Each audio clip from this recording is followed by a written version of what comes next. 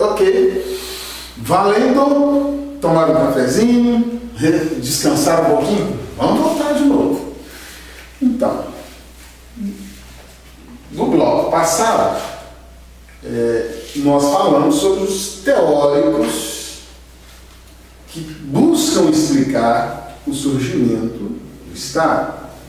Lhes disse que são vários. Jean Baudin, Weber, Maquiavel, tantos outros.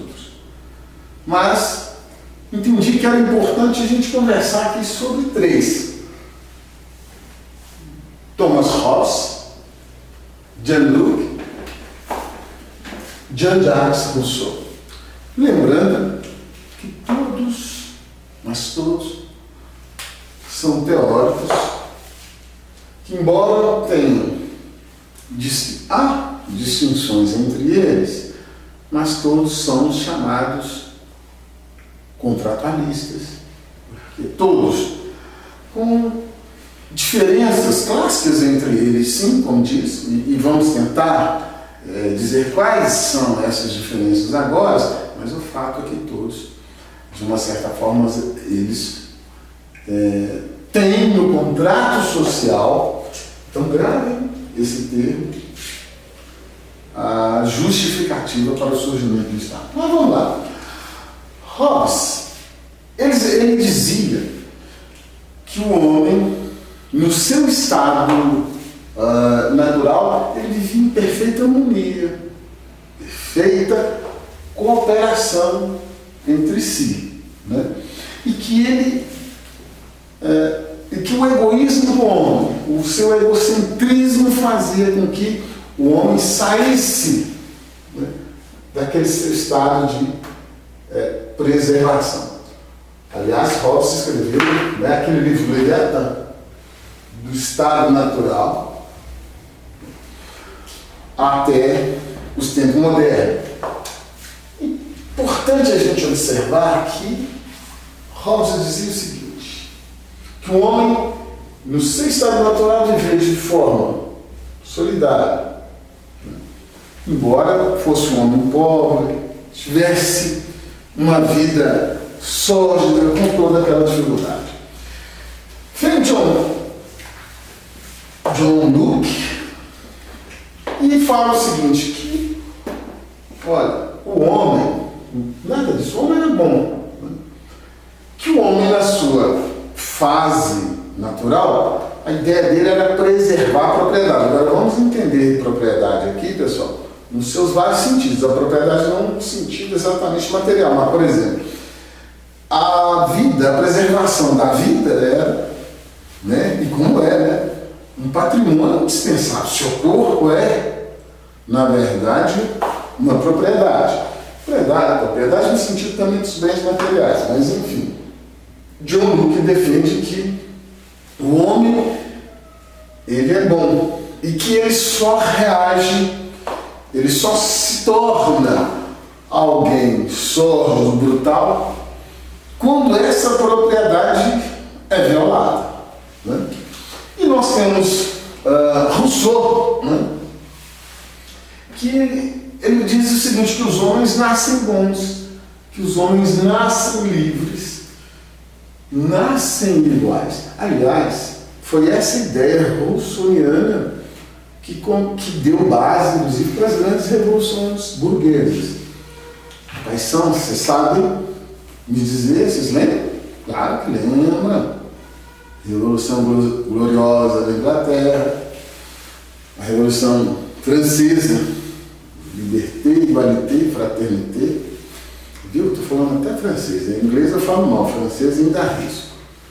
E a independência americana. Essas são as revoluções burguesas, muito conhecidas, muito estudadas por nós. Né? Todo professor lá do segundo grau nos falam dela, né? E ele diz o seguinte, que essa situação tem que haver um contrato social, ou seja, cada um, nós vamos abrir mão de parte da nossa liberdade para a gente poder viver em sociedade, né? Já que o homem nasce livre, nasce iguais e que a sua forma egoísta, a sua forma brutal, ela faz com que essas relações mudem, e para que não haja barbárie é preciso que haja um comando que organize isso, e esse comando é o Estado. Então, essa teoria, né, embora tenham essas diferenças, e aqui não vamos aprofundar nelas, né, não vamos debater profundamente, mas apenas dar essa pincelada sobre elas.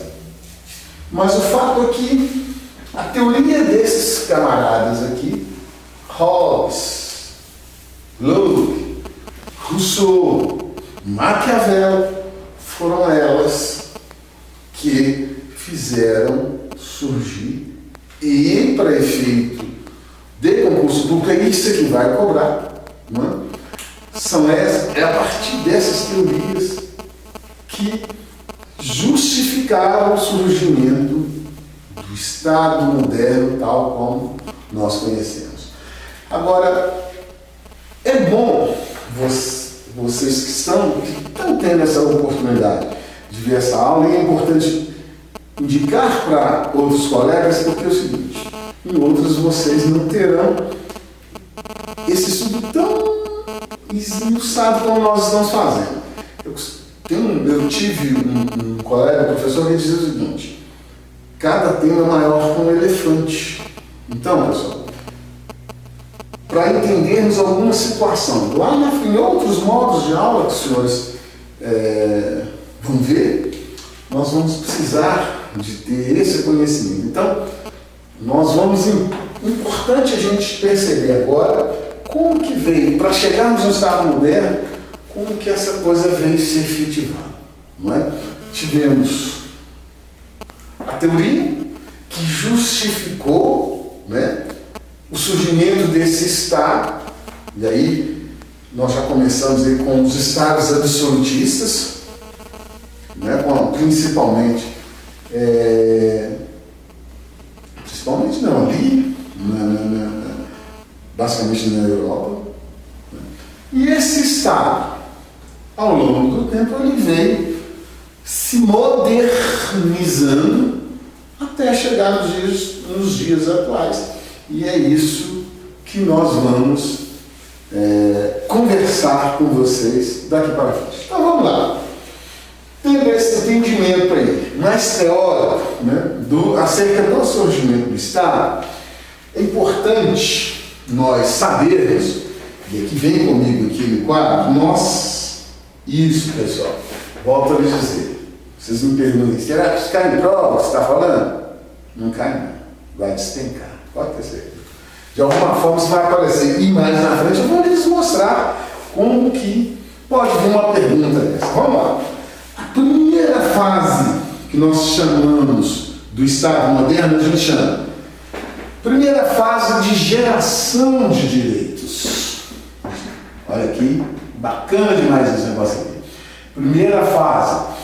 Há autores que chamam geração de direitos, outros que falam dimensão. No fundo, dá a mesmíssima coisa. Geração ou dimensão. Mas vem cá. Gente, nessa primeira fase aqui, o Estado, ele tinha, a única preocupação dele era cuidar, sabe de quê? Cuidar de propriedade, de liberdade. Aliás, a tônica das revoluções era isso, era uma reação aos estados absolutistas, né? E aí nós queríamos liberdade. A função, criou-se o Estado com a ideia única de preservar a vida e a liberdade. O resto ele não cuidava. Mas não cuidava mesmo. Quando vocês estão estudando gestão pública, primeiro a gente precisa ver, o Estado é uma figura jurídica, gente. É uma ficção jurídica. Ele presta serviço através do agente público que é vocês. É por isso que você está sentado aqui. Estou estudando, vou prestar uma prova. Agora, ele quer cada dia mais, e até pela disputa, um funcionário qualificado. Ele tem que saber isso. Primeira fase, então, ela foi marcada Por isso, o Estado ele só tinha uma função: cuidar da propriedade privada e garantir a vida. Ou seja, já não dava mais para aquela história do olho por olho. Se invade a minha terra, eu vou te matar. Não. O Estado já está mais civilizado. Ó, eu tenho aqui meu sítio, você invadiu, o Estado vai lá ver, não, tem meu documentinho, então vai me proteger ali. Né? E dar a minha segurança na vida. Ok. Mas o mundo, eu vou apagar essa segunda fase aqui, depois eu vou reescrever.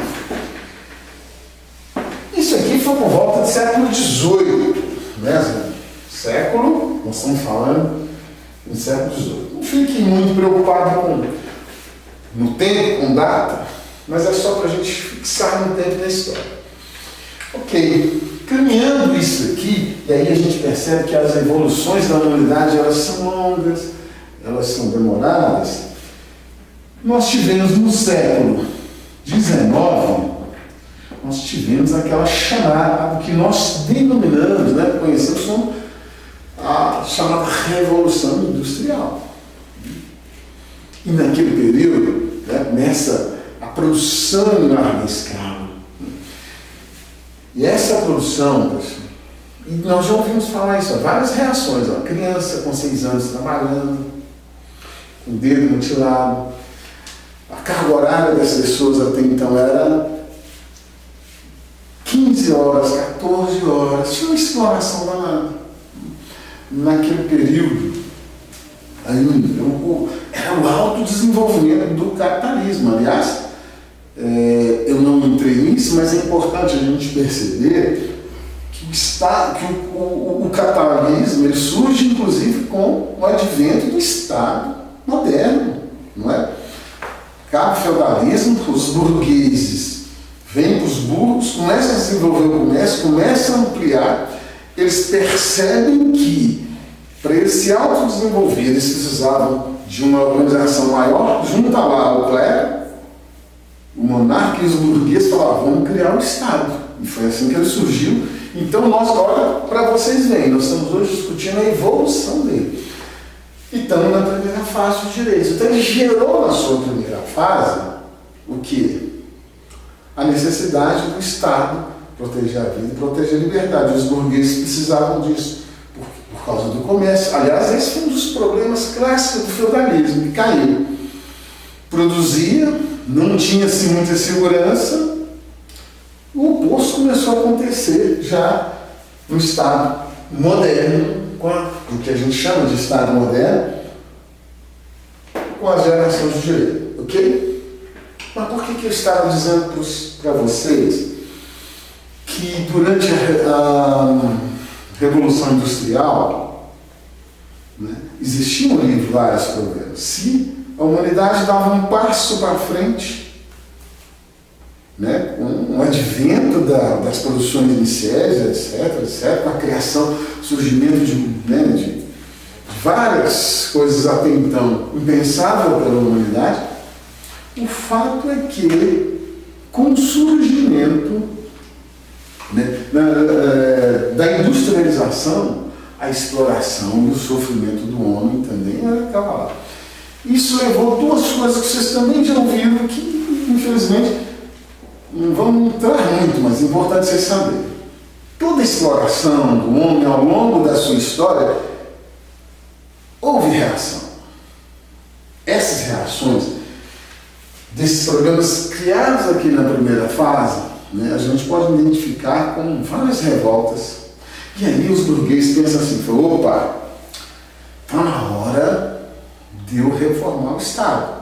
E teve algumas teorias que começou a justificar essa mudança do Estado burguês. Uma delas foi o Manifesto Comunista, né, que fala assim: olha, quem já leu, ele começa a dizer assim: há um fantasma que ronda a Europa. Ele falou: opa, Marx propunha, né, organizar os trabalhadores para combater o capital.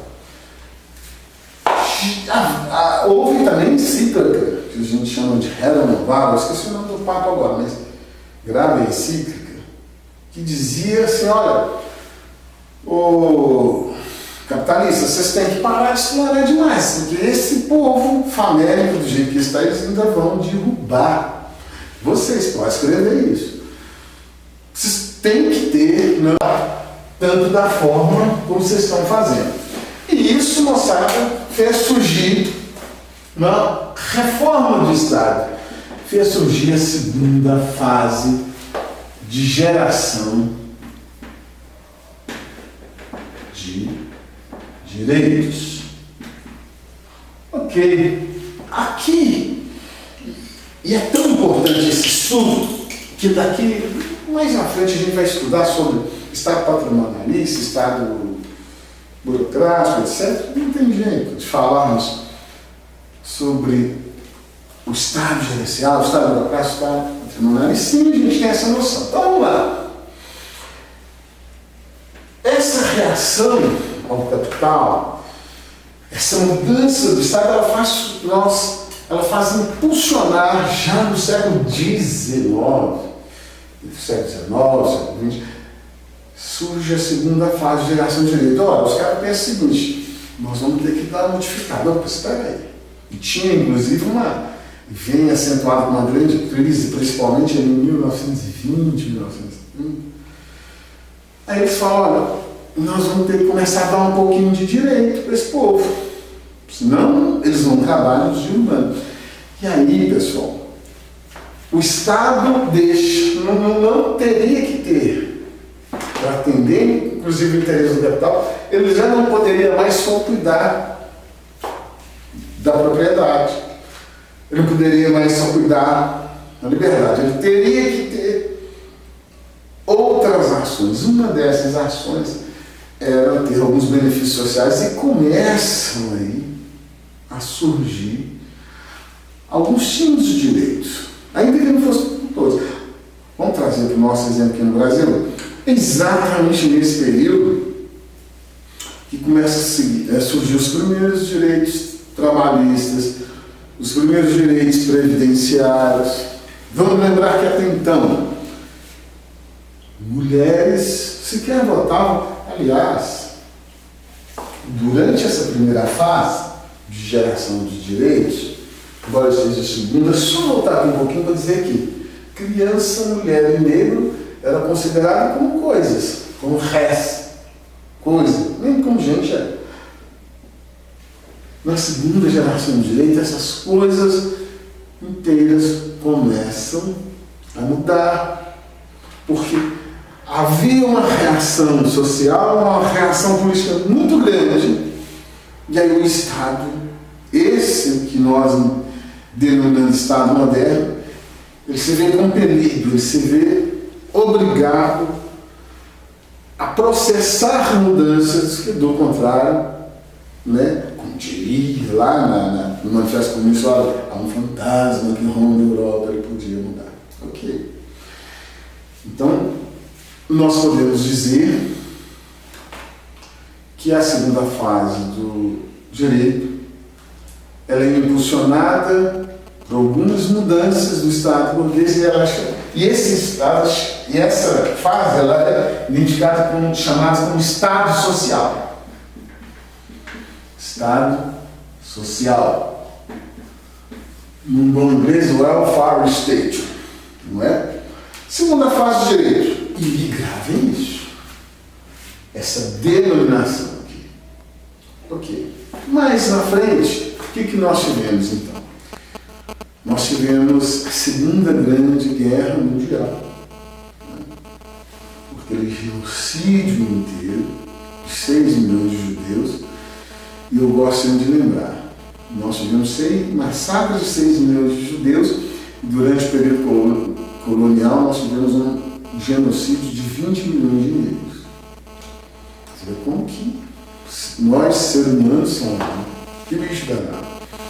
Mas o fato é que as atrocidades até então vistas, elas fizeram surgir, dentro do pós-guerra, mudança significativa para a humanidade, embora para nós aqui ela chega muito tardia. Mas o fato é que no pós-guerra surge a Declaração do Direito do Homem. Pessoal, E nós entramos numa fase importantíssima, que é a terceira geração de direitos. Terceira geração de direitos. E quais direitos são esses, pessoal? Quais direitos são esses? Pensem aí comigo. E é isso, você acertou. Direito de cidadania.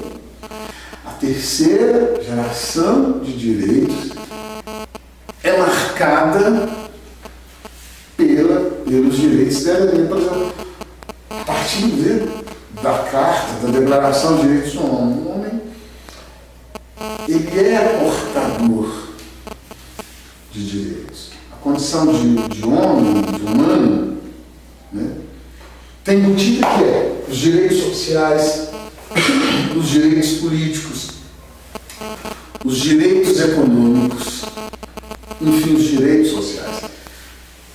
Então, percebam aqui comigo, quando nós estamos já falando de Estado contemporâneo, de Estado moderno, só queremos dizer isso. Que esse Estado passou para a primeira fase, marcar isso que eu quero que vocês, nesse primeiro momento, claro, que no primeiro momento, ele foi marcado na primeira fase, né, pela liberdade e propriedade.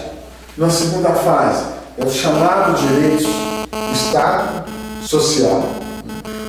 Nessa ali, o Estado ele se modifica para atender alguns tipos de direitos, e na terceira fase ou terceira dimensão, ela é marcada pelos chamados direitos de cidadania.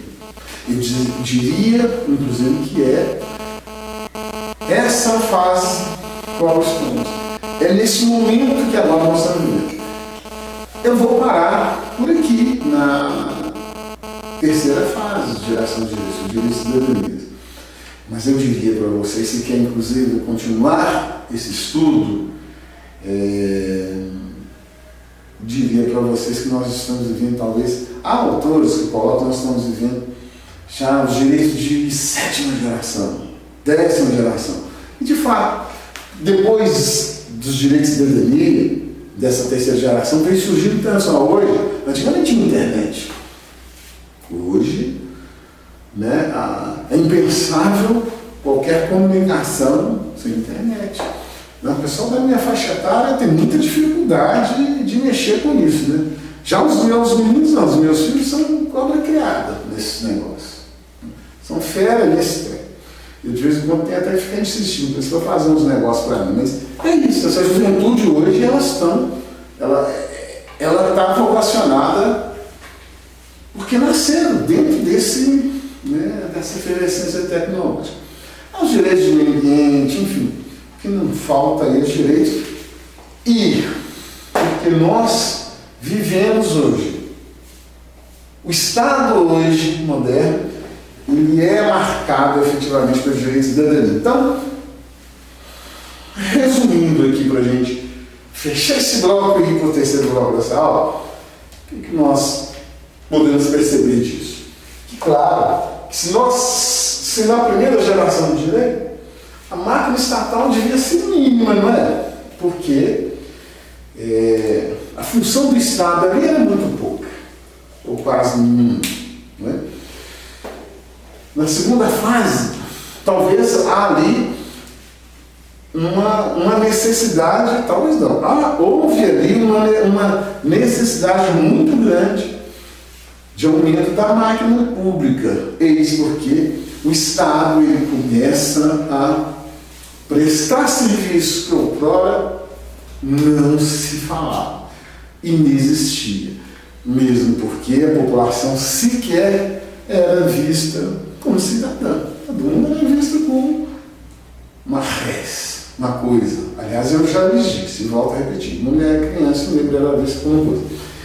E na terceira geração de direitos nós temos, né, um boom, um porra de democracia, onde eu descubro que eu sou portador de direito, então eu quero saúde, eu quero educação, eu quero lazer, eu quero uma rua decente para morar, eu quero casa, eu quero, enfim, eu quero um mundo de coisas. E compreendo que nessa fase que o Estado ele não tem mais só que me prestar segurança, mas ele tem que me dar um conjunto de coisas. E aí, pessoal, é que está o pulo do gato nessa matéria. Para nós, por isso que eu disse anteriormente, algumas coisas, esse início nosso meio teórico aqui, ele é básico para a gente compreender os demais. Para a gente justificar, eu já falei do surgimento do Estado, como que ele surgiu, né, que teve os teóricos, alguns caras que pensaram essa coisa, e o que o examinador quer conosco, manda a gente estudar isso, olha, é ver que surge o Estado, como é que ele surgiu, quem que foi, como é que se deu isso mais ou menos, e quais que são as fases, como que ele vem se modernizando, onde que ele está. Bacana? Então deu para compreender que durante essa evolução do Estado, durante essa geração de direitos, o Estado veio se modificando, veio se modernizando, e daqui a pouco nós vamos falar onde que nós estamos hoje. Bacana? Daqui a pouquinho eu volto.